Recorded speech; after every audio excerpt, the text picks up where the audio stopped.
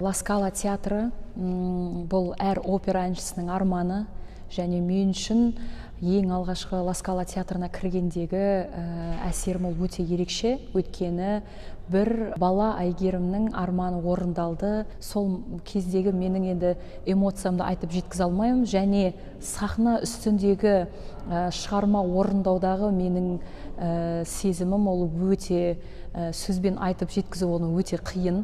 Өйткені сахнада тұрғанда мен тек өзімді ғана ойлаған жоқпын. Қазақстанның, қазақтардың арманы орындалды.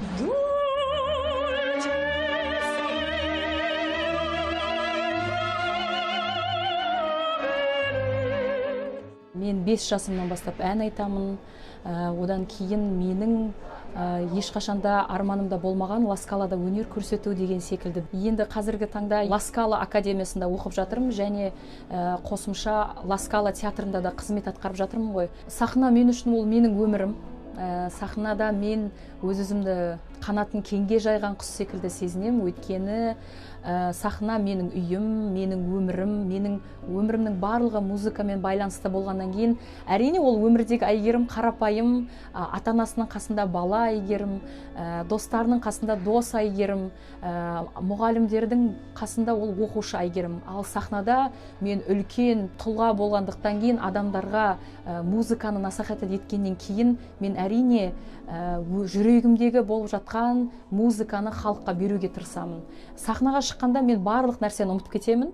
Тек қана мен халықты көремін, тек қана менің жүрегімде сол халықтарға бір кішкене эмоция сыйласам, сол халықтың көңілінен шықсам, сол кісілер мені көріп бір музыкаға, тұңғиыққа батса екен деген ғана ниетпен шығамын. Алдағы уақытта бізде әрине жоспар бар. Келесі жылға бізде үлкен Абай операсы Европада жоспарға алынып жатыр, және сол операда мен өзімнің ажар рөлінде көрсетемін деген ойдамын. Әрине мен көп концерттерге барған кезде өзімнің елімді, Қазақстанды ұмытпаймын. Концерттік бағдарлама жасағанда мен міндетті түрде қазақтың бір халық әнін концертке қосуға тырысамын. Өйткені халықтың біздің қазақ тілімізді олар есту керек, біздің мәдениетімізді көру керек. Ал қазақ қызының осындай Европа сахналарында өнер көрсетуі бұл кісілерге өте таңғаларлық жағдай, және алдағы уақытта олар ол кісілер менен өте үлкен үміт күтетінін әрдайым маған айтып отырады.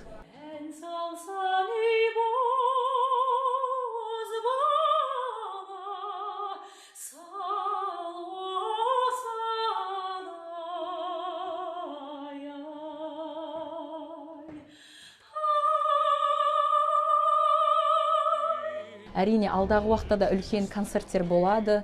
Алайда сол біздің еліміздің басшыларына, президентіміздің өзі тікелей мені қолдап жатыр. Оның өзі маған шабыт береді.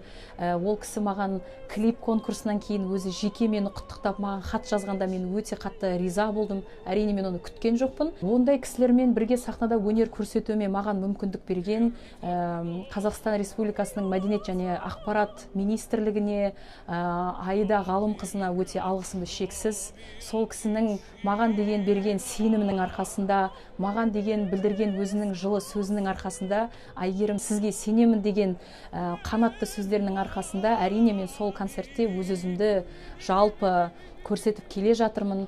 Алайда сондай менің өмірімде беделді, әлемге танымал, абыройлы кісілердің маған кішкене ауылдан шыққан қызға сондай өздерінің үлкен ілтипатын білдіргені мен үшін ол баға жетпес құндылық, байлық, және мен үшін ол өте маңызды.